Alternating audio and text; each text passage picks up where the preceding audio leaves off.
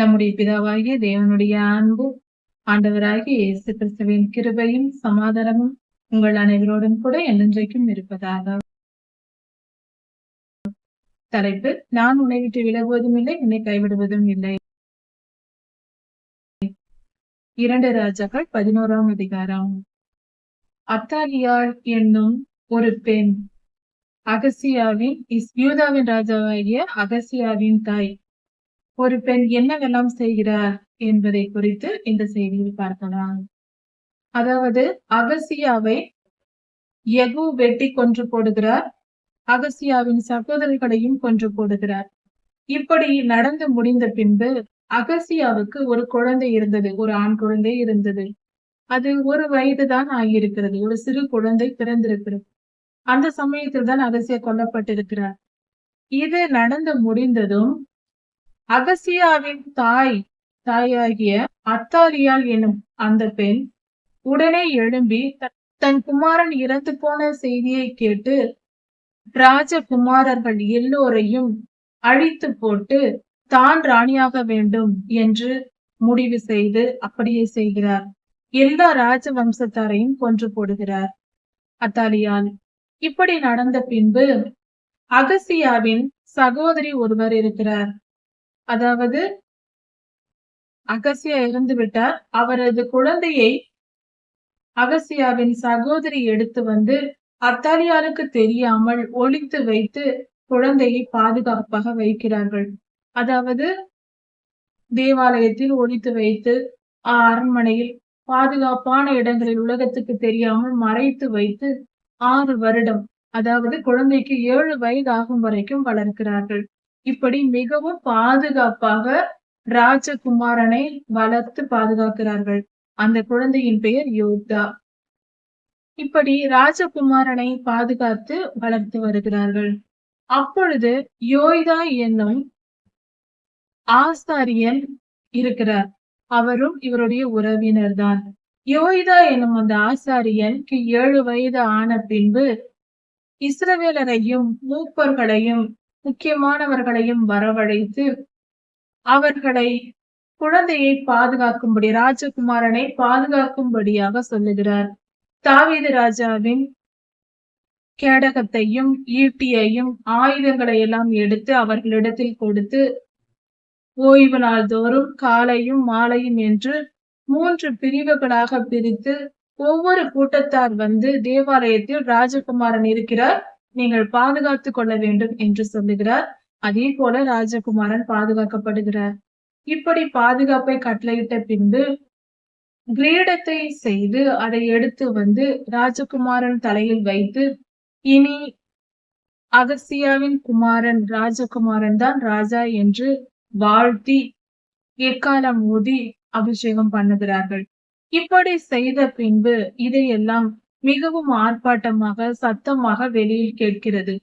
இந்த சத்தத்தை கேட்டு அத்தாலியாள் பயந்து விடுகிறார். என்ன சத்தம் என்று விசாரிக்கும் போது அங்கே நேரே அத்தாலியாள் வருகிறார். வந்து பார்க்கும்போது இப்படி ராஜகுமாரன், அதாவது அத்தாலியாளுக்கு பேர குழந்தைதான் அது. ஆனால் தான் ஆள வேண்டும் என்கிற எண்ணத்தில் அந்த குழந்தையை பாய்க்கிறார். இப்படி ஆனதை கேட்டு அவள் தன் வஸ்திரங்களை கிழித்துக் கொள்கிறாள். இப்படி என்னை ஏமாற்றி இந்த குழந்தையை காப்பாற்றி விட்டார்களே என்று. ஏனென்றால் சிறு குழந்தையா இருக்கும் போதே அந்த பிள்ளையை கொல்ல நினைத்தவள் அத்தாலியா. அப்படி கொல்ல நினைத்தும் அந்த குழந்தையை இவர்கள் பாதுகாத்து விட்டார்கள். ஆசாரியராகிய யோய்தா பாதுகாத்து, தேவாலயத்தில் இருந்த ஆசாரியர்கள் பாதுகாத்து விட்டார்கள். அதனால் இப்படி வந்து நடந்தது. அகசியாவின் சகோதரியின் பாதுகாப்பில் குழந்தை வளர்ந்தது. இந்த நிலையில் அத்தாலியாள் கொன்று போடப்பட வேண்டும். இந்த நிலையில் அவள் வஸ்திரங்களை கிழித்துக் கொண்டு கத்துகிறார். அப்பொழுது ஏற்கனவே ஆசாரியர் கட்டளையிட்டிருந்தார். தேவாலயத்தின் ஆசாரியர் ராஜகுமாரனை பாதுகாத்து வந்தவர் கட்டளை கொடுத்திருந்தார். என்னவென்றால் அத்தாலியாளை தேவாலயத்தில் கொன்று போட வேண்டாம், வெளியே விட்டு விடுங்கள், பின்பு வெட்டி போடுங்கள் என்று சொல்கிறார். அதே போல தேவாலயத்தை விட்டு வழி விடுகிறார்கள். அவள் ஓடி போகிறாள். குதிரைகள் போகும் இடத்தில் அவள் போகிறாள். அப்பொழுது அவளை கொன்று போடுகிறார்கள். இப்படியாக அகசியாவின் குமாரன் ராஜாவாக்கப்பட்டார். அப்பொழுது ஆசாரியன் வந்து என்ன சொல்லுகிறார்? ராஜாவோடும் கர்த்தரோடும் உடன்படிக்கை பண்ணுங்கள் என்று இஸ்ரவேல் தேசத்தாரை உடன்படிக்கை பண்ண சொல்லுகிறார். அதாவது, நாங்கள் இனி பாகாலை சேவிக்க மாட்டோம் என்று உடன்படிக்கை செய்யுங்கள் என்று சொல்லுகிறார். அதை கேட்டு ஜனங்கள் மனம் திரும்பி உடன்படிக்கை செய்கிறார்கள். கர்த்தருக்கு பிரியமாய் நடப்போம் என்று அதை உடன்படிக்கை செய்துவிட்டு தேசமெங்கும் இருக்கிற பொல்லாத ஆவிகளின் அரண்களை எல்லாம் அழித்து போட்டு அங்கு மிகப்பெரிய சந்தோஷம் உண்டாகிறது. கர்த்தரோடு மனம் இசைந்து கர்த்தருக்கு பிரியமாய் நடக்க தங்களை ஒப்புக் கொடுக்கிறார்கள். இப்படியாக இந்த காரியங்கள் எல்லாம் நிறைவேறியது யெகூவின் சுத்திகரிப்பிற்கு பின்பாக. இப்படி தீமை அகன்ற பின்பு நற்காரியங்கள் நடக்க தொடங்குகிறது. அகசியாவின் குமாரனாகிய யோவாஸ் 7ஆம் வயதில், தன்னுடைய 7வது வயதில் ஆசாரியராகிய யோய்தாவின் வளர்ப்பில் அவருடைய சொல்லின்படி ராஜாவாக அபிஷேகம் பண்ணப்பட்டார். இப்படி யோவாஸ் ராஜாவான பின்பு யோய்தா அவரை போதித்து வழிநடத்தி வந்தார். ஏனென்றால் இவர் 7 வயது சிறுவனாக இருந்தார்.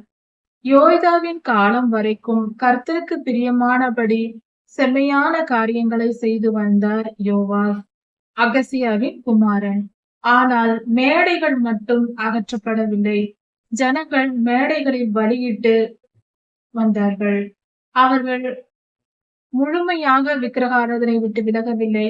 ஆனாலும் இசபெலின் காலத்தை போல அல்லாமல் இவர்கள் ஓரளவு சுத்திகரிக்கப்பட்டு இருந்தார்கள். கர்த்தரோடு பிரியமாய் நடந்தார்கள். இப்படி இருக்கும்போது தேவாலயத்தை செப்பனிட வேண்டிய நிலை வந்தது. அங்கங்கு பழுது ஏற்பட்டிருந்தது. அவைகளை எல்லாம், அதாவது தேவாலய கட்டுமான பணிகள், அவைகளை சரிப்படுத்த வேண்டிய வேலைகள் இருந்தது.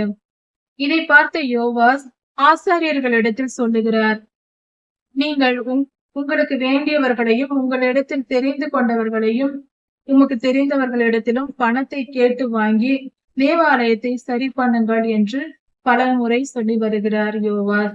ஆனாலும் நீண்ட காலம் ஆகியும் ஆசாரியர்கள் அதை செய்யவில்லை. அப்படியே தேவாலயம் பழுதாக இருந்தது. அதனால், அதாவது ரிப்பேராக இருந்தது. அங்கங்கு விரிசல் விடுவது போன்ற பல காரியங்கள் இருந்தது. இப்படி குறைபாடுகளோடு இருந்ததை பார்த்த யோவாஸ் ஒரு பெட்டியை செய்து அதன் மேல் பகுதியில் ஒரு துவாரத்தை இட்டு, அதாவது ஒரு பெரிய ஓட்டையை போட்டு, ஆசாரியர்கள் ஜனங்கள் கொண்டு வருகிற காணிக்கைகளை எல்லாம் இதில் பணத்தை எல்லாம் போட வேண்டும் என்று சொல்லிவிட்டார். அப்பொழுது ஆசாரியர்கள் அதை அவர்களிடத்தில், ஜனங்களிடத்திலிருந்து வாங்கி அதையெல்லாம் அந்த பெட்டியில் போட்டார்கள். அதைதான் இன்று உண்டியல் என்று சொல்லுகிறோம்.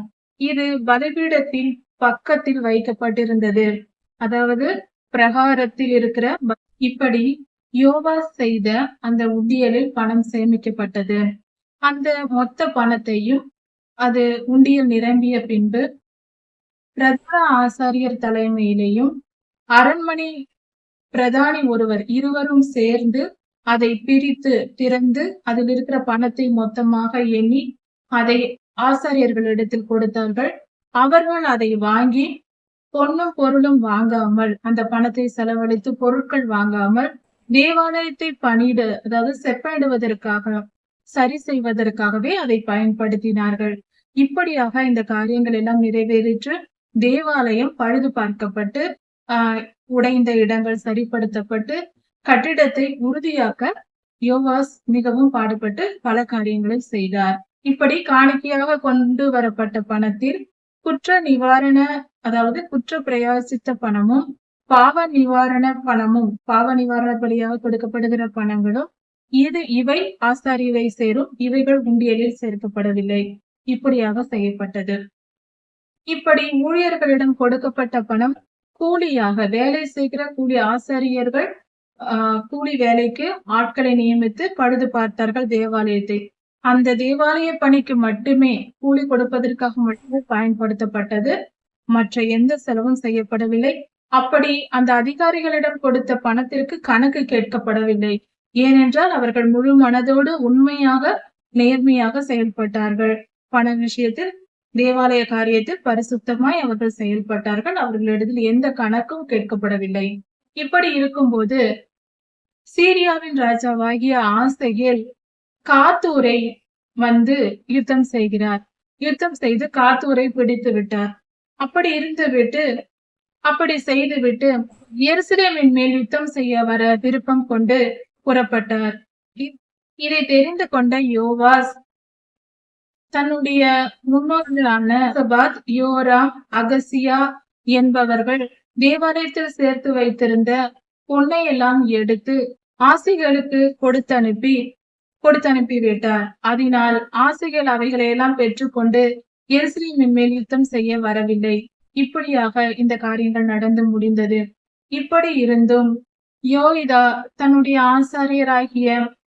தேவாலயத்து ஆசாரியராகிய இவருடைய நல்ல தகப்பனை போல் இவரை வளர்த்து கூடவே இருந்து வழிநடத்தி வந்த யோய்தாவின் காலம் வரைக்கும் கர்த்தருக்கு பிரியமானதை செம்மையானதை செய்து வந்தார். இப்படியாக நடந்து வந்தது. அதன் பின்பாக யோவாஸ் 40 வருடம் இஸ்ரவேலை நியாயம் விசாரித்தார். அப்பொழுது மில்லோ என்ற ஒரு இடத்தில் வரும் பொழுது அவரை கொன்று போட்டார்கள். யோவாசை கொன்று போட்டார்கள். அதன் பின்பாக யோவாசிற்கு பின்பாக யோவாஸ் குமாரரான அமசியா ராஜாவாக அபிஷேகம் பண்ணப்பட்டார். இப்படியாக காரியங்கள் எல்லாம் நடந்து முடிந்தது. இந்த வேத பகுதியில் ஒரு காரியம் என்னவென்றால் உண்டியல் வைக்கும் பழக்கம் எப்படி வந்தது என்பதை குறித்து இந்த வேத பகுதியில் சொல்லப்பட்டிருக்கிறது. இது யோவாஸ் ஏற்படுத்தின ஒரு முறைமையா இருக்கிறது. இங்குதான் இந்த தேவாலயத்தில் உண்டியல் வைக்கிற ஒரு துவக்கம் நடந்திருக்கிறது. இது யோவாசின் சிந்தனையில் தோன்றிய காரியமா இருக்கிறது. இது சுமார் 3000 வருடங்களுக்கு முன்பாக நடந்த செய்தியா இருக்கிறது. இது அடுத்ததாக யோவாஸ் கர்த்தருக்கு பிரியமானதை செய்து கர்த்தருடைய காரியங்களை நிறைவேற்றி இருக்கிறார் என்பது சந்தோஷமான ஒரு காரியம். இப்படியாக காரியங்கள் நிறைவேறி முடிந்தது. நாமும் எப்பொழுதும் கர்த்தருக்கு பிரியமானவர்களாக கர்த்தருடைய வழிகள் நடக்கும் போது நாம் ஆசீர்வதிக்கப்படுகிறோம். இந்த ராஜாக்களின் வரலாற்றை எல்லாம் ஆராய்ந்து பார்க்கும்போது ஒரு மிகப்பெரிய ரகசியம் புரியும். ஒரு மனிதன் ராஜாவாக அபிஷேகம் பண்ணப்பட்டு எந்த அளவுக்கு கர்த்தருக்கு செம்மையாய் ராஜ்யபாரம் பண்ணுகிறாரோ, கர்த்தருக்கு பிரியமானபடி பண்ணுகிறாரோ, அது வரைக்கும் அவர்களுடைய ஆயுள் நீடிக்கிறது. அவர்கள் ராஜாக்களுடைய அக்கிரமம் பெருகும் போது அவர்களுக்கு ஒரு முடிவும் வந்து விடுகிறது. கர்த்தரே இந்த காரியங்களை செய்கிறார். இப்படிதான் நம்முடைய வாழ்க்கையிலும் நாமும் எந்த அளவுக்கு கர்த்தருக்கு பிரியமானதை செய்து நம் தலைகளை தாழ்த்தி நம் இருதயத்தை தாழ்த்தி நம்மை வெறுமையாக்கி கர்த்தருக்கு கீழ்ப்படிந்து நாம் ஒன்றும் இல்லை தகப்பனே நீரே எல்லாம் என்னை ஆளுகை செய்யும் என்று அர்ப்பணித்து நாம் வாழும் போது கர்த்தருக்கு பிரியமானவர்களாய் நாம் மாறுகிறோம். கர்த்தருடைய முழு ஆசீர்வாதத்தையும் பெற்றுக்கொள்வோம். இப்படிப்பட்ட ராஜாக்கள் தங்கள் வாழ்க்கையில் வைத்த குறைவுகளினால் குறைவான ஆசீர்வாதத்தை பெற்றார்கள். நாமும் ஒரு குறைவும் இல்லாமல் முழுமையாய் கர்த்தருக்கு கீழ்ப்படிந்து முழுமையான ஆசீர்வாதத்தை பெற்றுக்கொள்வோம். 2 ராஜாக்கள் 12ஆம் அதிகாரம். ஆசாரியனாகிய யோய்தா யோவாசை ராஜாவாக்கினார். யோவாசின் தாயின் பெயர் சிபியால். இந்த வேத பகுதியில் கர்த்தருடைய ஆலயத்தை பழுது செய்யும் வேலை செய்யப்பட்டது. அதை குறித்து சொல்லப்பட்டிருக்கிறது. தேவாலய பணி யோவாஸ் ராஜாவின் நாட்களில் நடந்தது. அதாவது தேவாலயத்தில் அங்கங்கு பழுதுகள் ஏற்பட்டிருந்தது. அந்த காரியத்தை செய்வதற்காக யோவாஸ் ராஜா ஆசாரியர்களிடத்தில் சொல்லி, நீங்கள் ஜனங்களிடத்தில், அதாவது உங்களுக்கு தெரிந்த ஜனங்களிடத்தில் பணத்தை வாங்கி நீங்கள் காரியத்தை நடப்பியுங்கள் என்று ராஜா சொல்லி இருந்தார். நன்கொடைகளை வாங்கி அதன் மூலமாக தேவாலய பணியை நீங்கள் நிறைவேற்றுங்கள் என்று ராஜா சொல்லியிருந்தார். ஆனால் 23 வருடங்கள் ஆகியும் அது செய்யப்படவில்லை. ஆசாரியர்கள் அந்த காரியத்தை செய்யவில்லை. அதன் பின்பாக யோவாஸ் ராஜா ஒரு பெரிய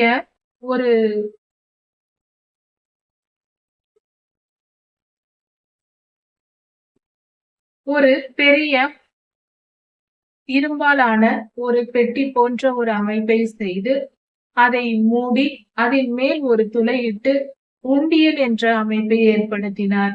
மேலிருந்து அதை பணத்தை போடும்படியாக அப்படி ஒரு உண்டியலை செய்து அதை பலிபீடத்தின் அருகே பிரகாரத்தில் அங்கு வைத்திருந்தார். ஆசாரியர்கள் ஜனங்களிடத்திலிருந்து பெறும் பணம் பொருள்களை, அதாவது பணமாக கிடைக்கிற அந்த நன்கொடைகளை எல்லாம் கொண்டு வந்து அந்த உண்டியலில் போட்டு வைத்தார்கள். அந்த உண்டியல் நிரம்பிய பின்பு பிரதான ஆசாரியரும் ராஜாவின் சம்பிரதையும் இருவரும் சேர்ந்து அந்த பணத்தை எல்லாம் எண்ணி முடிப்பாக கட்டி தேவாலய பணி செய்கிற பெரியோர்களின் கைகளில் கொடுத்து விடுவார்கள். அவர்களிடத்தில் கொடுத்துவிட்டு அவர்களிடத்தில் கணக்கு கேட்க மாட்டார்கள். அவர்கள் உண்மையாய் அந்த காரியங்களை நடப்பிப்பார்கள். இப்படியாக அவர்களிடத்தில் அந்த பணம் கொடுக்கப்பட்டது. தேவாலய பணியை பார்வையிட்டு முன்னின்று செய்கிறவர்கள் உண்மையாய் இருந்தார்கள், நேர்மையானவர்களாய் இருந்தார்கள். சுயநலம் இல்லாதவர்களாய் கர்த்தருக்கு பயந்து உண்மையும் நேர்மையுமாய் நடந்து கொண்டார்கள். அந்த தேவாலய பணி விசாரிப்புக்காரர்கள் அவர்கள் தங்களுக்கு கொடுக்கப்பட்ட அந்த பணத்தை பெற்று அதன் மூலம் தேவாலய பழுது பார்க்கும் பணிக்கு தேவையான கற்கள், பெரிய கல்கள், அந்த கற்கள் தேவைப்படும் அவைகள், மரங்கள் மற்றும் கூலி பணிகள், கூலி ஆளுக்கு கொடுக்க வேண்டிய பணங்கள், தச்சர்கள், கொள்ளர்கள் இவர்களுக்கெல்லாம் கொடுக்க வேண்டிய கூலி பணத்திற்காகவும் அந்த பணத்தை பயன்படுத்தினார்கள். இப்படியெல்லாம் செய்து தேவாலய பணி பழுது பார்க்கும் பணி நடைபெற்றது. ஆனால் இப்படி பெறக்கூடிய பணத்தில் குற்ற பிரயாயச்சித்த பணத்தையும் பாவ பிரயாயச்சித்த பணத்தையும் இந்த பணத்தோடு அவர்கள் சேர்க்கப்படவில்லை. அந்த பணம் முழுவதும் ஆசாரியர்களை சேர்ந்தது. அதை தேவாலய கட்டுமான பணிக்கு பயன்படுத்தவில்லை. இப்படியாக யோவாஸ் இந்த காரியங்களை எல்லாம் ஏற்படுத்தினார். யோவாஸ் தன்னுடைய 7வது வயதில் ஆசாரியராய் ஆக்கப்பட்டார். தன் தகப்பன் இல்லாததினால் 7 வருடம் மறைத்து வளர்க்கப்பட்டு ஆசாரியனாகிய யோய்தாவினால் வளர்க்கப்பட்டு பாதுகாக்கப்பட்டு இப்படி அவர் 7 வயதில் ராஜாவாகி யோய்தாவின் ஆசாரியராகிய யோய்தாவின் சொல்லை கேட்டு அவர் எல்லா காரியங்களும் நல்லபடியாக செய்து வந்தார். இப்படியாக தேவாலய பழுது பார்க்கும் பணியும் செய்யப்பட்டது. இப்படி இருக்கும் பொழுது எருசலேமுக்கு விரோதமாக ஆசகேல் புறப்பட்டு வந்து யுத்தத்திற்கு வந்தார், யுத்தம் செய்வதற்காக. அப்பொழுது யோவாஸ் தன்னிடத்தில் இருக்கிற பொக்கிஷங்கள், தேவாலயத்தில் சேர்த்து வைக்கப்பட்டிருந்த பொக்கிஷங்கள், அரண்மனையில் இருந்த பொக்கிஷங்கள், பொன் வெள்ளி போன்ற பொருள்கள் எல்லாவற்றையும் எடுத்து ஆசிரியரிடத்தில் கொடுத்து யுத்தத்தை நடத்த விடாமல் தடை செய்து பொன் பொருளை கொடுத்து அனுப்பிவிட்டார். இப்படியாக அந்த நேரத்தில் யுத்தம் நடத்தப்படாமல் நிறுத்தப்பட்டது. இதன் பின்பாக சில்லோ என்ற இடத்திற்கு ராஜாவாகிய யோவாஸ் அவர் சென்று கொண்டிருக்கும் பொழுது மில்லோ என்ற வீட்டில் அவரை கொலை செய்து விட்டார்கள். அங்கிருந்தவர்கள் கொலை செய்து விட்டார்கள். அதன் பின்பாக யோவாசின் குமாரனான அமசியா ராஜாவானார். இப்படியாக இந்த காரியங்கள் நடைபெற்றது. இந்த வேத பகுதியில் நாம் தெரிந்து கொள்ள வேண்டிய காரியங்கள், கர்த்தருடைய பணி எந்த தேவாலய பணியாய் இருந்தாலும் நாம் அதில் முன்னின்று நடத்த வேண்டும். நம்மாலான காணிக்கைகளை கொடுக்க வேண்டும். பொறுப்பாக இருந்து செய்ய வேண்டியவர்களாய் இருந்தால் நாம் உண்மையாகவும் உத்தமமாகவும் இருந்து வேலை செய்ய வேண்டும். அதை புரிந்து கொள்ள வேண்டும். ஆபிரகாம் ஐயா முதல் இஸ்ரவேலர்கள் வரைக்கும், எல்லோரு ராஜாக்கள் வரைக்கும் நாம் கவனித்து பார்த்தால் கர்த்தரை நேசிக்கிறவர்கள், உண்மையாய் கர்த்தரை நேசிக்கிறவர்கள் எல்லோரும் கர்த்தருக்கு பலிபீடத்தை அந்த காலத்தில் கட்டினார்கள். அதன் பின்பு கர்த்தருக்கு தேவாலயம் கட்டினார்கள். இப்படி கர்த்தர் நம்மோடு இருக்க வேண்டும் என்கிற எண்ணம் சகல பரிசுத்தவான்களுக்கும் உண்டாயிருந்திருக்கிறது. ஆனால் பாவ வழியில் நடக்கிற ராஜாக்களாய் இருந்தாலும், இஸ்ரவேலராய் இருந்தாலும், யாராய் இருந்தாலும் இப்படிப்பட்ட எண்ணம் கொண்டு எந்த காரியத்தையும் செய்ததாக தெரியவில்லை.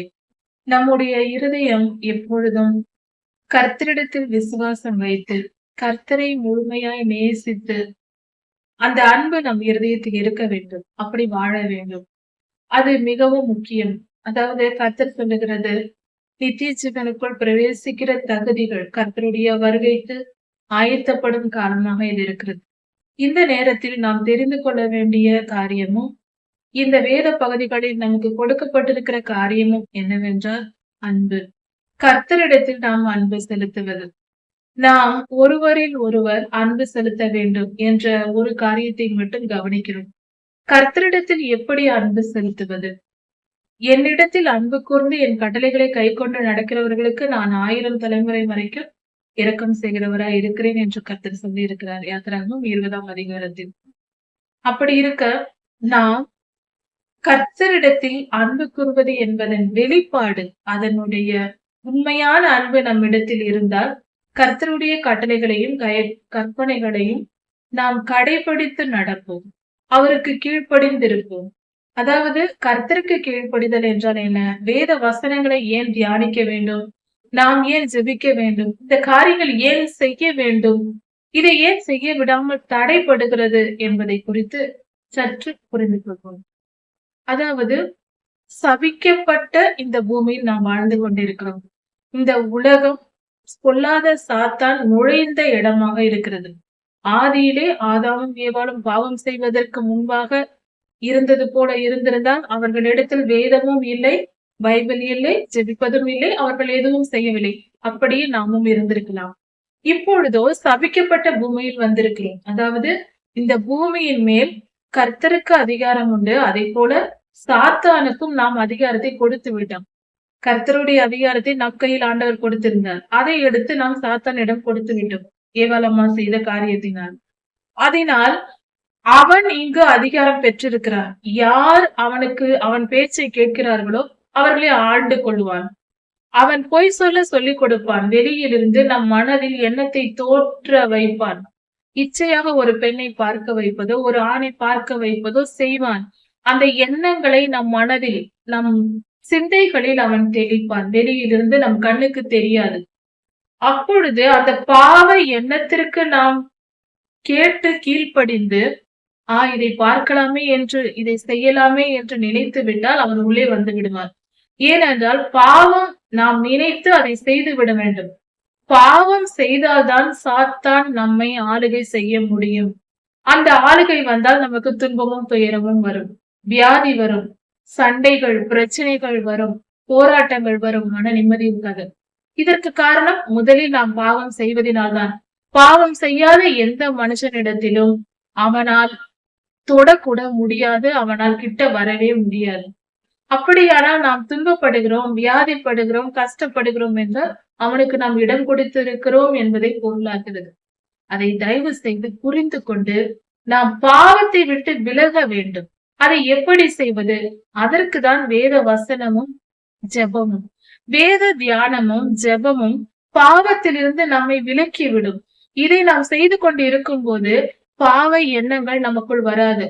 வெளியில் மற்றவர்கள் செய்கிற பாவங்கள் மனிதர்கள் மூலமாகவோ பொல்லாத ஆவிகள் மூலமாகவோ நமக்கு போதிக்கப்பட்டாலும் நம் காது கேட்காது. அது தவறு என்று ஒதுங்கிவிடும்.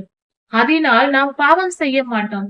பாவம் செய்யாவிட்டால் அங்கு அவனுக்கு பொல்லாதவனுக்கு வேலை இல்லை. அப்படி இருக்க நாம் தப்பித்துக் கொள்கிறோம். இதற்காக தான் வேத புத்தகம் நம் கையில் கொடுக்கப்பட்டிருக்கிறது. இவ்வுலகத்தில் பாவம் செய்யாமலும் ஒருவேளை செய்திருந்தால் மனம் திரும்பி பாவ மன்னிப்பை பெற்றுக்கொண்டு இனி பாவம் செய்யாமல் இருக்கவும், அப்படி பரிசுத்தமாக்கப்பட்டால் தான் நித்திய ஜீவனை சுதந்திரித்துக் கொள்ள முடியும். நான் பாவம் செய்தேன், நான் ஜெபித்தேன், வேதமெல்லாம் வாசிக்கவில்லை, பாவ எண்ணங்கள் என் உள்ளத்தில் உண்டு, ஆனால் நான் பரலோகத்துக்கு போய்விடுவேன், நான் ஆண்டவராகிய இயேசு கிறிஸ்துவை நான் விசுவாசிக்கிறேன் என்று சொன்னால் அது பொய். கர்த்தரை விசுவாசிக்கிறவன், உண்மையாய் கர்த்தரை அன்பு கூறுகிற யாரும் கர்த்தருடைய வேத வசனத்தை தியானிக்காமல் இருக்கவும் முடியாது, கீழ்ப்படியாமல் இருக்கவும் முடியாது. அப்படி என்றால் நம்மை நாமே ஏமாற்றிக் கொள்கிறோம் என்று பொருள். கர்த்தருடைய அன்பை நாம் உண்மையாய் நாம் அந்த அன்பை பெற்றிருக்கிறோம், நாம் கர்த்தரை நேசிக்கிறோம் என்றால் அதன் வெளிப்பாடு நாம் கர்த்தருக்கு கீழ்ப்படுகிறோம் என்று பொருள். கர்த்தருடைய கட்டளைகளையும் கற்பனைகளையும் கை கொண்டு நடக்கிறவர்களே உண்மையாய் கர்த்தருக்கு கீழ்ப்படுகிறவர்கள், உண்மையாய் கர்த்தரிடத்தில் அன்பு கூறுகிறவர்கள். அப்படிப்பட்டவர்களே நித்திய ஜீவனை சுதந்திரித்துக் கொள்ள முடியும். கர்த்தருடைய உடன்படிக்கை என்னும் 10 கட்டளைகள் நிச்சயம் நாம் கடைபிடிக்க வேண்டியது. மத்திய 5, 6, 7 அதிகாரங்களில் கொடுக்கப்பட்டிருக்கிற மலை பிரசங்கத்திலும் கர்த்தர் இதையே உபதேசித்திருக்கிறார். ஆராய்ந்து படித்து பார்ப்போம். ஆனால் ஒரு காரியத்தை மறந்துவிட வேண்டாம். நியாய பிரமாணத்தை நாம் இந்த காலத்தில் கடைபிடிக்க தேவையில்லை. ஆனால் 10 கட்டளைகளை கண்டிப்பாய் கடைபிடிக்க வேண்டும். அது மத்தேயுவில் சொல்லப்பட்டிருக்கிற, அதாவது மலை உபதேசத்தில் நமது ஆண்டவராகிய இயேசு கிறிஸ்து சொல்லப்பட்டிருக்கிற கட்டளைகளுக்கு உட்பட்டுதான் 10 கட்டளைகளும் இருக்கிறது. இதை கடைபிடித்தால் அதையும் கடைபிடித்ததாக தான் தோன்றும். அது ஒரே மாதிரியானதுதான். 10 கட்டளைகளை மீறி கர்த்தர் எதையும் உபதேசித்து விடவில்லை. அதை புரிந்து கொள்வோம். இச்சையாதிருப்பாயாக என்றார். அடுத்த பெண்ணை பார்க்காதே, அடுத்த பெண்ணிடம் தவறாக நடக்காதே என்று 10 கட்டளைகளில் சொல்லப்பட்டிருக்கிறது. கர்த்தர் மலை உபதேசத்தில் நீ பார்க்கவே பார்க்காதே என்று சொல்லிவிட்டார். அப்படியானால் இதற்குள் அது அடங்குகிறது. கர்த்தருடைய மலை உபதேசத்திற்குள் 10 கட்டளைகளும் அடங்கிதான் இருக்கிறது. அதனால் நாம் தெளிவாக புரிந்து கொண்டு மலை உபதேசத்தையே கடைபிடிப்போம். இன்னும் தெளிவாக இருக்கும். இன்னும் அதிகமாக பரிசுத்தம் அடைவோம். அப்படி நாம் கர்த்தருடைய வார்த்தைகளை கீழ்ப்படிந்து நடந்தால் நாம் நித்திய ஜீவனை சுதந்திரித்துக் கொள்ளலாம். எல்லாவித பொல்லாத பாவத்துக்கும் விலக்கி நம்மை காத்துக் கொள்வோம். கர்த்தருடைய ஆலயத்தை அந்த காலத்தில் அவர்கள் மண்ணில் கட்டிடமாக கட்டினார்கள். இப்பொழுது 3ஆம் தேவாலயம் கட்டப்போட போகிறது. அதை கர்த்தர் நிறைவேற்றி தருவார். ஆனாலும் கர்த்தர் விரும்புகிற ஆலயம் நம் இருதயமே. நம்முடைய இருதயத்தில் கர்த்தர் வந்து வாழ அவருக்கு ஆலயமாக நாமே மாறுவோம். கர்த்தரை முழுமையாய் நேசிப்போம். அவரை ஏற்றுக்கொள்வோம். அவருக்கு கீழ்ப்படிந்து நடப்போம். அவரை காப்பாற்ற அல்ல, நம்மை காப்பாற்றிக் கொள்ள. நாம் கர்த்தருக்கு கீழ்ப்படியும் பொழுது கர்த்தருடைய வேத வசனங்கள் நம்மை நித்திய ஜீவனுக்குள் அழைத்து செல்ல ஆயத்தமான பாதையாய் இருக்கிறது. அந்த பாதையில் சென்றால்தான், வசனத்தின் பாதையில் சென்றால்தான் நித்திய ஜீவனை அடைய முடியும். வசனத்தை வாசிக்காமலும் அறிந்து கொள்ளாமலும் கீழ்ப்படியாமலும் இருந்தால் கர்த்தருடைய ராஜ்யத்திற்குள் சென்றடைய முடியாது. தெளிவாயிருப்போம். கர்த்தருக்கு கீழ்ப்படிவோம். ஒரு முறைதான் வாழ்க்கை. உலகத்தினால் ஏமாற்றப்பட்டு ஏமாந்து போகாமல், மற்றவர்களை பார்த்து, பொல்லாதவர்களை பார்த்து ஏமாந்து போகாமல், நமக்கு கிடைத்திருக்கிற ஒரே ஒரு வாழ்க்கையை கண்டிப்பாக பத்திரப்படுத்தி அதை கர்த்தருடைய வழிகளில் நடந்து நம் ஆத்துமாவை காப்பாற்றிக் கொண்டு எரிகிற நரகாக்கினைக்கு தப்பித்து நித்திய ஜீவனை சென்றடைவோம். கர்த்தர் 2 ராஜாக்கள் 13ஆம் அதிகாரம். ராஜாக்களின் வரலாற்றை நாம் ஏன் அறிந்து கொள்ள வேண்டும் என்றால், இதில் ஆழமான சத்தியங்கள் நம் வாழ்க்கைக்கு, இன்றைய நாட்களில் நம் வாழ்க்கைக்கு தேவையான காரியங்கள் இதில் இருக்கிறது. அது என்னவென்றால், கர்த்தரின் இருதயம் எப்படிப்பட்டது, மனிதனுடைய இருதயம் எப்படிப்பட்டது என்பதை மிக தெளிவாக இந்த ராஜாக்களின் சரித்திரத்தை பார்க்கும் பொழுது தெரிந்து கொள்ளலாம். அதாவது ராஜாக்கள், ஒவ்வொரு ராஜாவும் எப்படியெல்லாம் நடந்து கொண்டார்கள் தங்கள் வாழ்க்கையில், அதனால் கர்த்தர் எப்படி அவர்களை கவனித்தார் என்பதை குறித்து மிக தெளிவாக, மனிதனுக்கும் கர்த்தருக்கும் உள்ள உறவை குறித்து மிக தெளிவாக சொல்லப்பட்டிருக்கிறது. சரி, எப்படி சொல்லப்பட்டிருக்கிறது? ஒரு ராஜா கர்த்தருக்கு கீழ்ப்படிந்து நடக்கும் பொழுது, இதற்கு உதாரணமாக இஸ்ரவேலின் எல்லா ராஜாக்களின் அரசாங்க அவர்களுடைய நடைமுறைகளை எல்லாம் படித்து பார்க்கும் பொழுது, அதில் தாவீது ராஜாவை போல உத்தமமாய் கர்த்தருக்கு பிரியமாய் இஸ்ரவேலை வழி நடத்தியவர்கள் வேறு யாரும் இல்லை. கர்த்தரின் இருதயத்திற்கு ஏற்றவாறு தம் ஜனங்களை, தம் ஜனமாகிய இஸ்ரவேலை ராஜா தாவீது ராஜா வழி நடத்தினார். கர்த்தரின் இருதயத்தை புரிந்தவராய் அவருக்கு பிரியமான செய்கைகளை செய்து இஸ்ரவேல் ஜனங்களை வழி நடத்தினார். பாவத்திலிருந்து மீட்டு கொண்டார். பாவத்தை விட்டு விலக்கி தன்னுடைய மந்தையாகிய இஸ்ரவேலை நல்ல நிலத்தில், அதாவது ஒரு நல்ல மேய்ப்பன் தன் நிலத்தில் தன் ஆடுகளை நல்ல மேய்ச்சலுள்ள இடங்களில் மேய்த்து நல்லபடியாக கொண்டு வந்து தன்னுடைய கொட்டகையில் அடைப்பார். அது போல தாவீது ராஜா ஒரு நல்ல மேய்ப்பராக இருந்து கர்த்தருக்கு பிரியமானபடி செழிப்பான நல்ல வழிகள், நீதியின் பாதையில் இஸ்ரவேல் தேசத்தை வழி நடத்தி ஆளுகை செய்து வழி நடத்தினார். அது போல வேறு எந்த ராஜாவும் அந்த அளவுக்கு உத்தமமாய் நடக்கவில்லை. ஆசா என்ற ராஜா ஓரளவு கொஞ்சம், அதை விட குறைவாக யோவாஸ் என்ற ராஜா, இவர்கள் எல்லாம் கொஞ்சம் நீதியின் பாதையில் நடத்தினார்கள். ஆசா ஓரளவு கொஞ்சம் நடத்தினார். மற்றபடி எந்த ராஜாவை குறித்தும் நம்மால் தைரியமாக இந்த ராஜா பயங்கரமாய் நல்லபடியாக செய்தார், தாவீது ராஜாவை போல ஒருவரும் இஸ்ரவேல் தேசத்தை நல்லபடியாக நடத்தவில்லை என்றே கர்த்தருடைய சாட்சியாய் இருக்கிறது, நம்முடைய சாட்சி அல்ல. அடுத்தது, மிக மோசமாக இஸ்ரவேல் தேசத்தை ஆளுகை செய்த ராஜாக்களின் பட்டியலில் முதலிடத்தை வகிப்பது யெரொபெயாம்.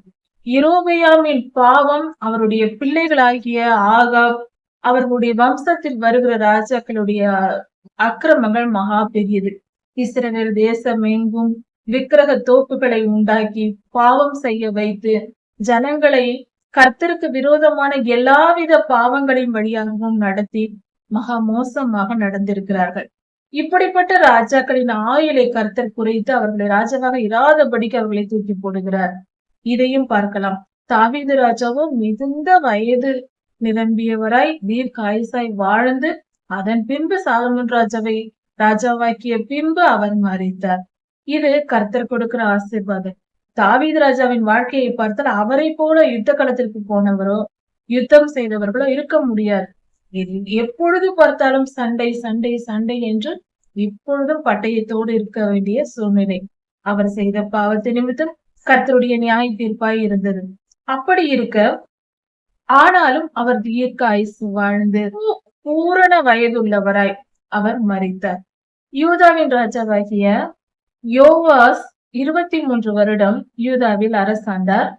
அப்பொழுது இஸ்ரவேலில் யோவகாஸ் என்னும் ராஜா அப்பொழுது எகுவின் குமாரனான யோவகாஸ் ராஜாவானார். அவர் 17 வருடம் இஸ்ரவேலை நியாயம் விசாரித்தார்.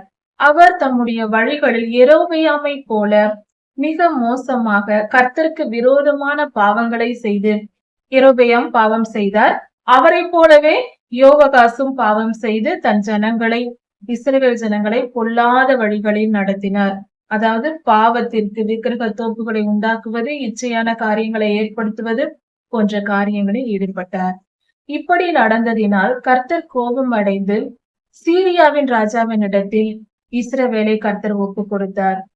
அதாவது ஒரு தேசத்தில் இஸ்ரவேலர்கள் பாவம் செய்தார்கள், அதன் விளைவாக அந்த ராஜா பாவம் செய்தார். ராஜா பாவம் செய்தால் அந்த இஸ்ரவேல் ஜனங்களும் பாவம் செய்தார்கள். ஏனென்றால் ஒரு ராஜா விக்கிரக தோப்புகளை உண்டு பண்ணும்போது ஜனங்கள் போய் வழிபடுகிறார்கள். ஜனங்கள் இப்படி எண்ணத்தை விரும்புகிறார்களோ அதையெல்லாம் ராஜாக்கள் செய்வதும் வழக்கமாய் இருக்கிறது. இப்படி செய்ததினால் கர்த்தர் சீரிய ராஜாவிடம் இஸ்ரவேலை ஒப்பு கொடுத்தார். சீரியாவின் ராஜா வந்து இஸ்ரவேலரை முற்றுகை போட்டு அவர்கள் யுத்தம் செய்து ஒடுக்கினார்கள். அதிகமான ரதங்கள், வீரர்கள் எல்லாவற்றையும் படை பலத்தை அழித்து போட்டார்கள். அவர்களுக்கு மிஞ்சி இருந்தது, இஸ்ரவேலில் மிஞ்சி இருந்தது யோவகாஸ் ராஜாவாக இருக்கும் பொழுது மிஞ்சி இருந்த இராணுவத்தின் தொகை 10 ரதங்களும் 50 குதிரை வீரர்களும் 1000 காலாட்கள் மட்டுமே. மற்ற எல்லாவற்றையும் சீரியாவின் ராஜா அழித்து போட்டார். யோவகாஸ் யெரொபெயாமின் வழியில் பாவம் செய்ததினால் கர்த்தர் கோபம் அடைந்து இப்படிப்பட்ட காரியத்தை செய்தார். கர்த்தரை கோபம் மூட்டினார். இப்படிதான் இன்றைய வாழ்க்கையிலும் நமக்கு நடக்கும் என்பதை தயவு செய்து உணர்ந்து கொள்ள வேண்டும்.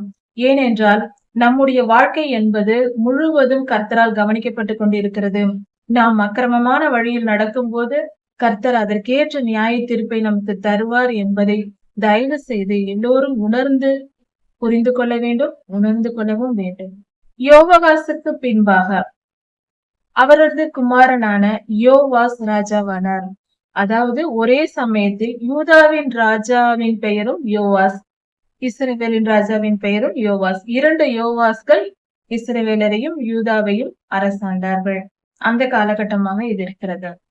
யோவாஸ் ராஜாவான போது, அதாவது யோவகாஸ் ராஜாவா இருக்கும் பொழுதே கர்த்தர் இப்ப அந்நியரின் கையில் சீரிய தேசத்தின் ராஜாவினிடத்தில் ஒப்பு கொடுத்து விட்டார். கோபம் அடைந்து அப்பொழுது இவர்கள் சீரியாவின் ராஜா இஸ்ரவேலை துன்புறுத்தும் போது இஸ்ரவேல் ஜனர்கள் மிகவும் ஒடுக்கப்பட்டு மிகவும் வேதனை அடைந்து துன்பத்துடனும் துயரத்துடனும் கர்த்தரை நோக்கி கதறினார்கள். தவறு செய்யும் போது கர்த்தரை, கஷ்டம் வந்தால் கர்த்தரை நோக்கி தேடுவார்கள். இஸ்ரவேலரின் பழக்கம் இது.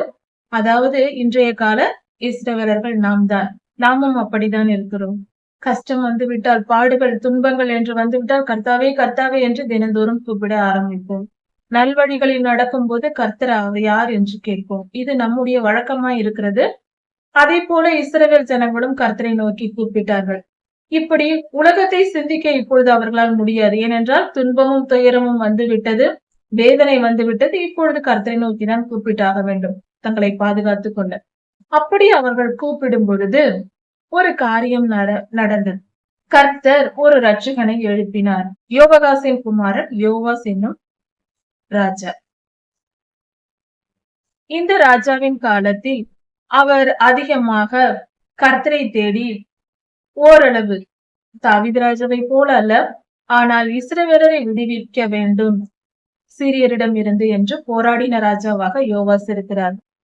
அப்பொழுது யோவாஸ் எலிசா தீர்க்கதரிசியின் ஆலோசனையோடு தம்முடைய ராஜ்யத்தை நடத்தி இருக்கிறார் என்று தெரிகிறது. எலிசாவை, அதாவது ஆகாப் ராஜா எலியாயாவை மதிக்கவில்லை, எதிர்த்து நின்றார். அது போல அல்லாமல் யோவாஸ் எலிசா என்ற தீர்க்கதரிசியை மிகவும் மதித்து கனப்படுத்தி அவருடைய சொல்லை கேட்டு நடந்திருக்கிறார். எலிசாயாவின் ஆலோசனைகள் யோவாசுக்கு மிகவும் பயனுள்ளதாய் இருந்திருக்கிறது. அவர் எலிசாயாவின் வழிமுறைகளில் வழி நடத்துதலில் தான் தேசத்தை ஆண்டிருக்கிறார். இதற்கு அடையாளமாக எலிசாயாவின் மரண நாள் வருகிறது. அவர் மிகவும் வியாதிப்பட்டிருக்கிறார், மரணம் அடையும் நிலை என்ற நிலையில் இருக்கிறார். அப்பொழுது யோவாஸ் அங்கு அழுகிறார்.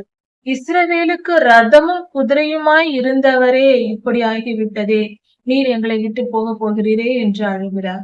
இதிலிருந்து அவருடைய இருதயம் தெரிகிறது. இந்த அதிகாரத்தில் கொடுக்கப்பட்டிருக்கிறது. இந்த வார்த்தையின் நிமித்தம் அவர் எவ்வளவு எலிசா தீர்க்கதரிசியை மதித்திருக்கிறார், அவருடைய வழிகளில் நடந்திருக்கிறார், அவருடைய சொற்களை கேட்டிருக்கிறார் என்பது புரிகிறது. இஸ்ரவேலுக்கு குதிரையும் ரதமுமாய் இருந்தவரே என்று அழுது புலம்புகிறார் எலிசாயா மரணம் அடைவதை கேட்டு. அப்பொழுது எலிசாயா அவர் மரண படுக்கையில் இருக்கும் பொழுது அவர் எலிசாயா சொல்லுகிறார். கர்த்தருடைய வார்த்தை தான். கர்த்தருடைய வார்த்தை எலிசாயாவுக்கு வருகிறது. எலிசாயா சொல்லுகிறார், உன் கையை நீட்டு என்கிறார். யோவாஸ் கையை நீட்டுகிறார். அந்த கையின் மேல் தன் கையை அவர் வைக்கிறார். எலிசாயாவின் கையை வைக்கிறார். உன் வில்லை எடு என்கிறார். வில்லை எடுக்கிறார் ராஜா. அப்பொழுது எலிசாயா அம்பை அதில் வை என்று சொல்லுகிறார். அம்பை வைக்கிறார். இது மிகவும் கவனமாக பார்க்க வேண்டிய இடம். அப்படி அந்த ராஜாவின் கை மேல் எலிசாயாவின் கை இருக்கிறது. அம்பும் வில்லும் ராஜாவின் கையில் இருக்கிறது. இப்பொழுது கிழக்கு பக்கமாக இருக்கிற ஜன்னலை திற என்று சொல்லுகிறார். அதே போல ஜன்னல் திறக்கப்பட்டது. அப்பொழுது ராஜாவை நோக்கி அம்பை எய்து விடு என்று சொல்லுகிறார். அதாவது எலிசாயாவின் கை அவர் கையின் மேல் இருக்க அவர் அம்பை ஜன்னல் வழியாக எய்கிறார். அந்த அம்பு தொலைவில் போய் விடுகிறது. இது ஒரு தீர்க்க தரிசனம், அதாவது ஒரு ஓமையாக ஒரு தீர்க்க தரிசனத்தை எலிசாயா சொல்லுகிறார். புரிந்து கொள்ளுங்கள். எப்படி இந்த வில்லை எடுத்து நாணேற்றி அம்பை எய்தாயோ அது போல நீ சீரியரை முறியடிப்பாய் என்று எலிசாயா சொல்லுகிறார். அதே போல நடந்தது. இப்படி நடந்து முடிந்ததும் எலிசாயா மரணம் அடைந்தார். அவருடைய சரீரத்தை கல்லறையில் வைத்திருந்தார்கள். அப்பொழுது மோவாபியரின் தண்டுகள் இஸ்ரவேல் தேசத்திற்கு வந்துவிட்டது. மோவாபியரின் தண்டுகள் இஸ்ரவேலுக்கு நுழையும் சமயம் இஸ்ரவேலில் யாரோ ஒருவர் மரித்திருக்க அவரை அடக்கம் பண்ண அந்த கல்லறை தோட்டத்திற்கு வருகிறார்கள்.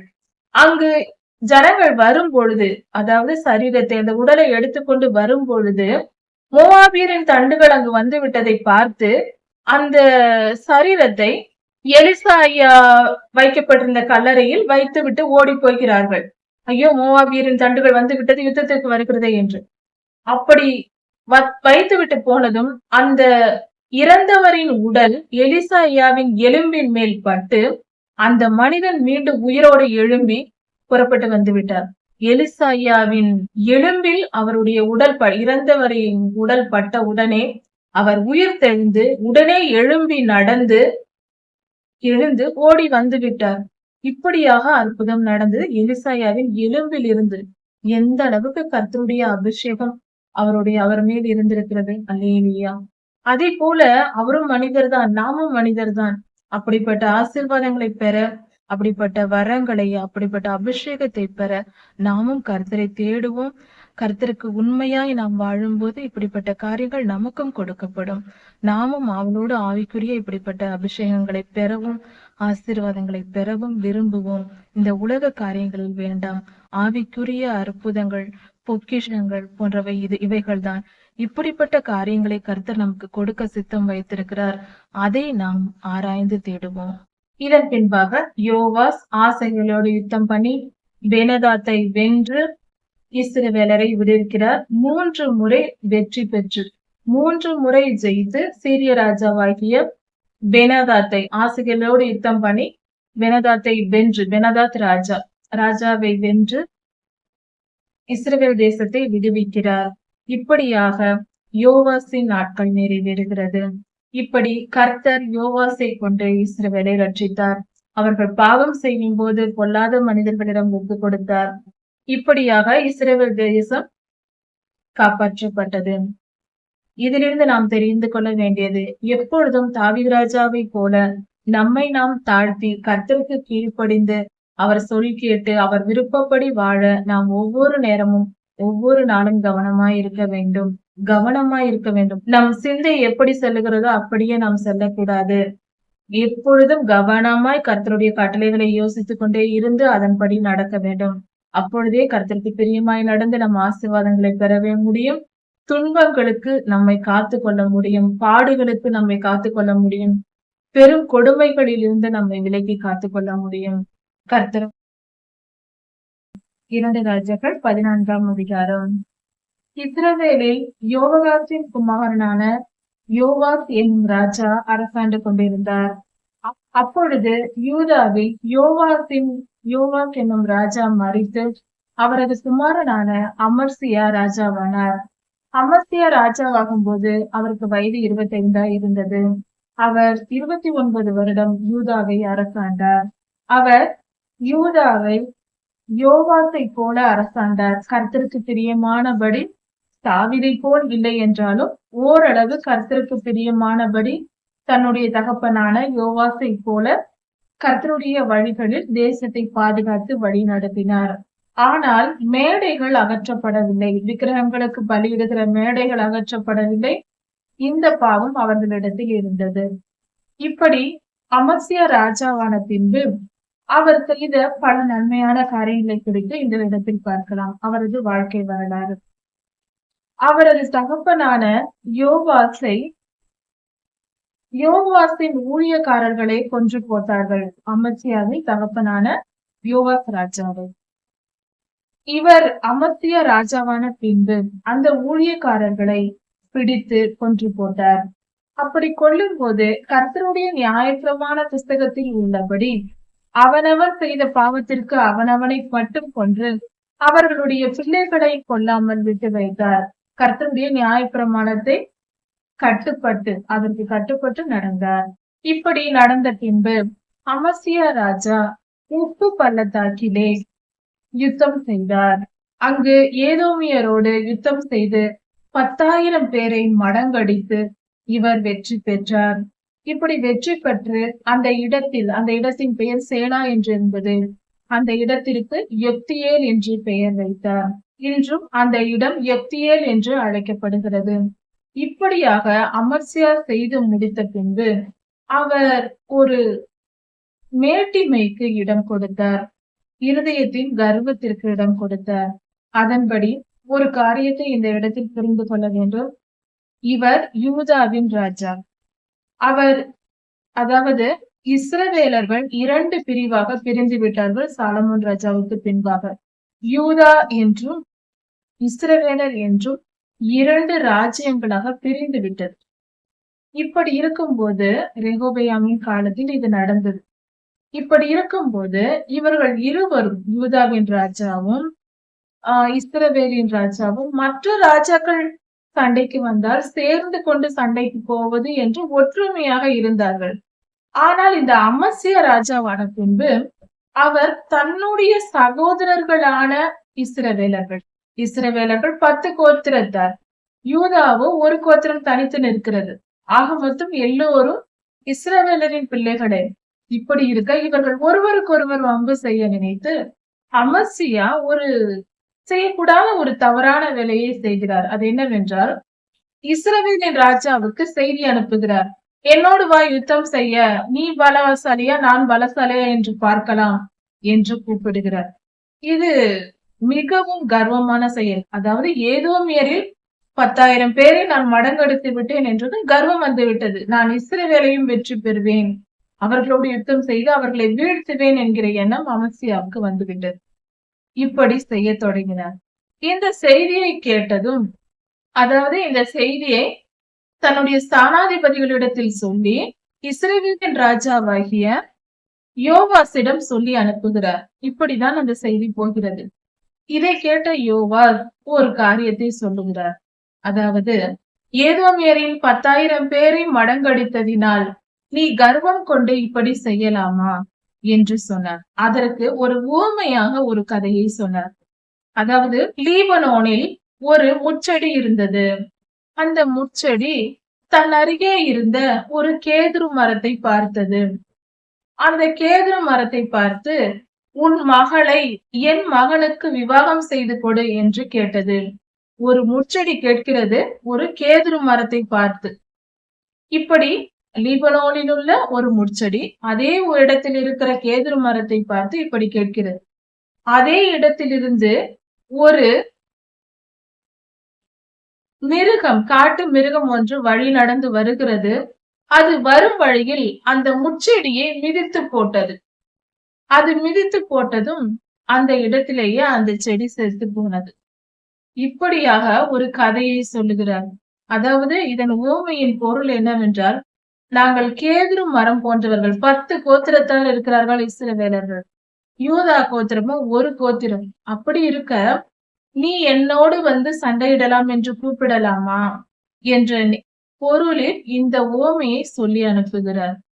ஆனால் இவ்வளவு விளக்கமாக சொல்லியும், அது மட்டுமல்ல, இவர்கள் சகோதரர்கள். ஒரு ஒரு கர்த்தருடைய ஜனமாகிய ஒரே ஜனம். இவர்கள் சண்டையிடக்கூடாது. அது கர்த்தருக்கு பிரியம் இல்லாத காரியம். இந்த எண்ணத்தில் இஸ்ரவேலின் ராஜாவாகிய யோவாஸ் சரியானபடி அவர் சொல்லி அனுப்புகிறார். ஆனால் யூதாவின் ராஜாவாகிய அமத்சியா இதை கேட்கவில்லை, இதை ஏற்றுக்கொள்ளவில்லை. வா பார்க்கலாம், நீயா நானா பலசாலி என்று மீண்டுமாக இவர் கொஞ்சம் கர்வத்தோடு பேசி இருக்கிறார். வேறு வழி இல்லாமல் இஸ்ரவேலின் ராஜாவாகிய யோவாஸ் யுத்தத்துக்கு புறப்பட்டு செல்கிறார். இவர்கள் பெத்ஷிமேஸ் என்ற ஊரில் தாவீது ராஜா உடன்படிக்கை பெட்டியை எடுத்து கொண்டு வந்த அந்த இடம். அந்த ஊரில் இவர்கள் வந்து அந்த இடத்தில் சண்டையிடுகிறார்கள். இப்படி சண்டையிடும் போது அமத்சியா தோற்று போய் ஓடி போகிறார். லாகீசுக்கு ஓடி போகிறார்.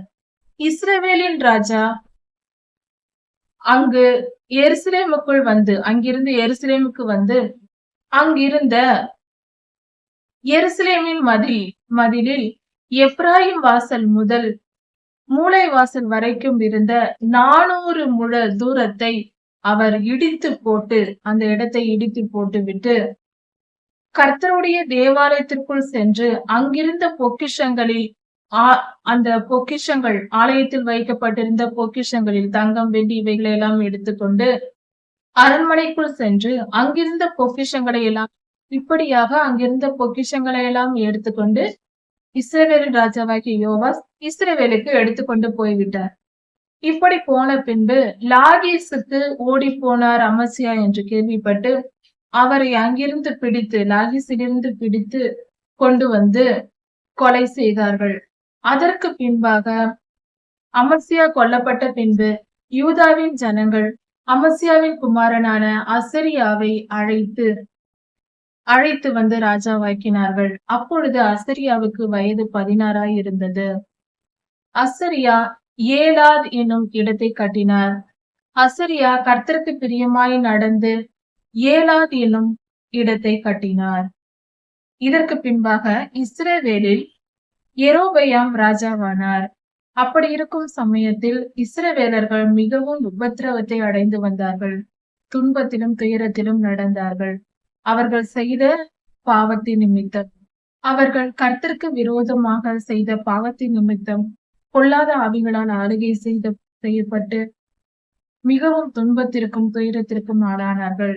இப்படி இருக்க கர்த்தர் அவர்களை அழித்து போட சித்தம் கொள்ளாமல், அதாவது இந்த துன்பங்கள் ஏன் வந்தது என்றால், காத்தேப்பேர் ஊரானாகிய அமித்தாயின் குமாரன் யோனா என்னும் தீர்க்கதரிசியின் மூலமாய் கர்த்தர் சொல்லிய தீர்க்க தரிசனங்கள் நிறைவேறியது.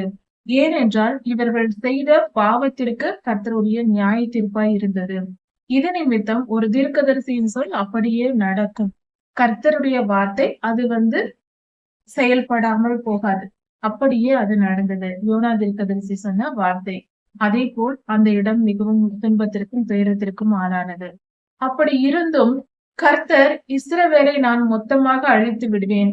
அவர்கள் பல சந்ததிகளாக கர்த்தருக்கு விரோதமாக செயல்பட்டு வருகிறார்கள். ஒவ்வொரு முறையும் பல முறை கர்த்தர் அவர்களுக்கு இறங்கி மன்னித்து விடுதலை ஆக்கினாலும் மீண்டும் மீண்டும் பாவம் செய்யவே ஓடினார்கள்.